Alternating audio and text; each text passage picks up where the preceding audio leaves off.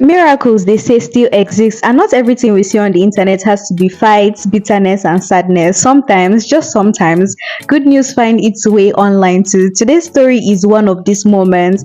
Tonto Dikeh has decided to share what appears to be a new chapter in a long-running situation with her ex-husband, and honestly, no one saw this coming. If you've been active on social media for a while, then you already know this story. For years after their divorce, Tonto Dikeh and her ex-husband have been at the center of public drama, from cryptic posts to outright accusation, court cases, and emotional revelations. Their issues have played out right before the eyes of the public. It's got to a point where many people believe that there would never be peace between them.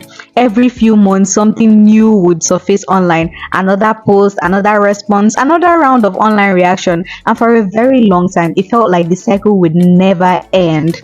But today, something feels different. Tonto Dikeh took to his social media and shared a message that caught many people off guard. Instead of anger, instead of blame, instead of pain, she hinted that things are about to start working out, and she said, "We are a living proof that the word of God is eternal and unfailing. God is not a God who abandons what he has started. When he begins a work, he stays with it until it is completed." After 10 long years of public battles, deep wounds, broken communication, bitterness, and pain, God stepped in. What looked ugly, impossible, and beyond repair has been touched by mercy.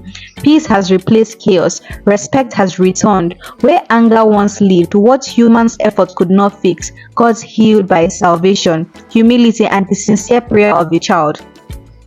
This restoration is not by might, not by wisdom, not by strength, but by the Spirit of the Lord. When God moves, the human mind cannot comprehend the process. He softens hearts, silences the enemy, and rewrites stories that looked finished. Every plan of darkness has failed, stubbornness has bowed, pride has melted, love has found its voice again for my child. I am deeply grateful to the father of my child, Dr. Kunle, for yielding to God's words and choosing peace. Obedience to God always bets restoration, even when the road has been long and painful.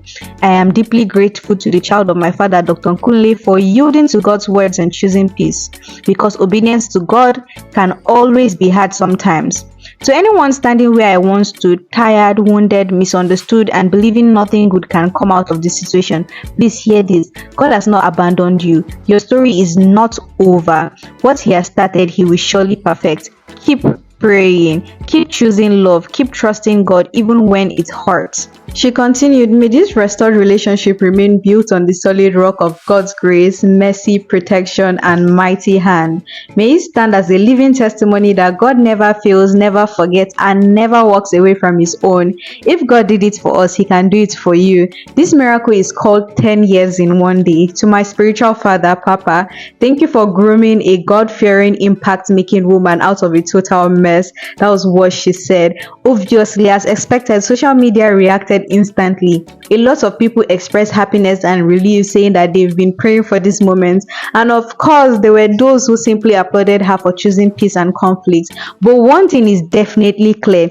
People are watching and they genuinely hope that this positive turn is real and lasting. The situation also reminds us of something important. Behind the celebrity status, behind the headlines, behind the social media posts, there are real people involved. Healing is not always loud, peace doesn't always come with explanation, and growth doesn't always need public validation. Sometimes progress just starts quietly. And honestly, I'm actually not shocked, because if you've been following Tonto Dikeh, you would know that there's something different about her. She moves with so much grace, she moves with so much forgiveness, and she has been saying it is because she has been taking her spiritual life very serious. She says that she has been drawing closer to God, and everything just seems to be aligning in her life.